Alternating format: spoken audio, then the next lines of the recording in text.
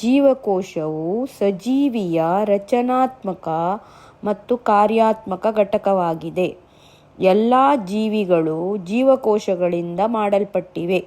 ಜೀವಕೋಶವನ್ನು ಸಜೀವಿಯ ರಚನಾತ್ಮಕ ಅಂದರೆ ಒಂದು ಇಟ್ಟಿಗೆ ಸೇರಿ ಎಲ್ಲ ಬಿಲ್ಡಿಂಗ್ ಆಗ್ತದಲ್ವಾ, ಒಂದು ಇಟ್ಟಿಗೆಯನ್ನು ಒಂದು ಜೀವಕೋಶ ಅಂತ ತಗೊಳ್ಬೇಕು. ಇದು ರಚನೆ ಆಯಿತು.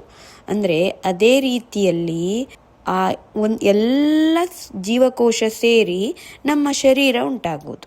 ಇದು ರಚನಾತ್ಮಕ ಆಯಿತು. ಕಾರ್ಯಾತ್ಮಕ ಅಂದ್ರೇನು? ಕಾರ್ಯಾತ್ಮಕ ಅಂದರೆ ನಮ್ಮ ಶರೀರದಲ್ಲಿ ಏನೆಲ್ಲ ಜೀವನ ಪ್ರಕ್ರಿಯೆ ನಡೀತದೋ ಅದೆಲ್ಲ ಸೆಲ್ ಮುಖಾಂತರವೇ ನಡೆಯುವುದು.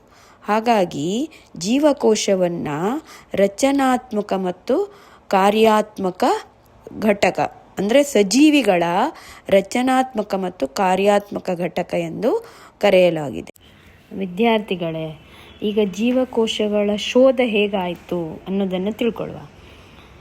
1665ರಲ್ಲಿ ರಾಬರ್ಟ್ ಹುಕ್ ಅವರು ಸಜೀವಿಗಳ ಈ ರಚನಾತ್ಮಕ ಘಟಕಗಳನ್ನು ಶೋಧಿಸಿದರು.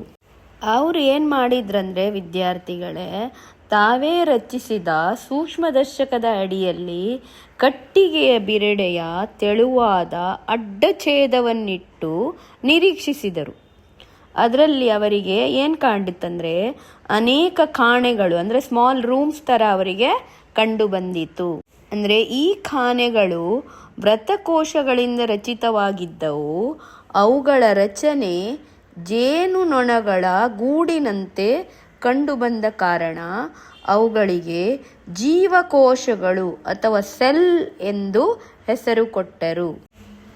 ಈ ಪೃಥ್ವಿಯ ಮೇಲೆ ಒಂದೇ ಜೀವಕೋಶವಿರುವ ಅಂದರೆ ಏಕಕೋಶ ಸಜೀವಿ, ಅದೇ ರೀತಿ ಅನೇಕ ಜೀವಕೋಶಗಳನ್ನು ಹೊಂದಿರುವ ಅಂದರೆ ಬಹುಕೋಶ ಸಜೀವಿಗಳು ಕಂಡುಬರುತ್ತವೆ. ಏಕಜೀವಕೋಶದ ಸಜೀವಿಗಳನ್ನು ಸಜೀವಿಯ ಎಲ್ಲ ಚಟುವಟಿಕೆಗಳು ಹಾಗೂ ಕಾರ್ಯಗಳು ಒಂದೇ ಜೀವಕೋಶದಲ್ಲಿ ನಡೆಯುತ್ತವೆ.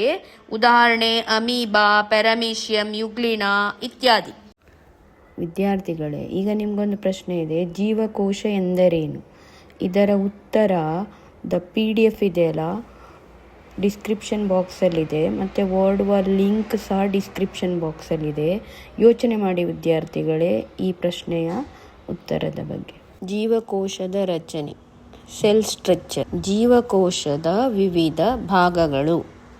ಕೋಶಭಿತ್ತಿಕೆ ವನಸ್ಪತಿಗಳಲ್ಲಿ ಅಂದರೆ ಸೆಲ್ ವಾಲ್, ಕೋಶಭಿತ್ತಿಕೆ ಅಂದರೆ ಪ್ರದ್ರವ್ಯ ಪಟಲ ಅಥವಾ ಕೋಶ ಪಟಲ ಅಂದರೆ ಪ್ಲಾಸ್ಮಾ ಮೆಂಬ್ರೇನ್, ಜೀವಕೋಶ ದ್ರವ ಅಂದರೆ ಸೈಟೋಪ್ಲಾಸಮ್, ಜೀವಕೋಶ ಅಂಗಕ ಅಂದರೆ ಸೆಲ್ ಆರ್ಗ್ಯಾನಲ್ಸ್.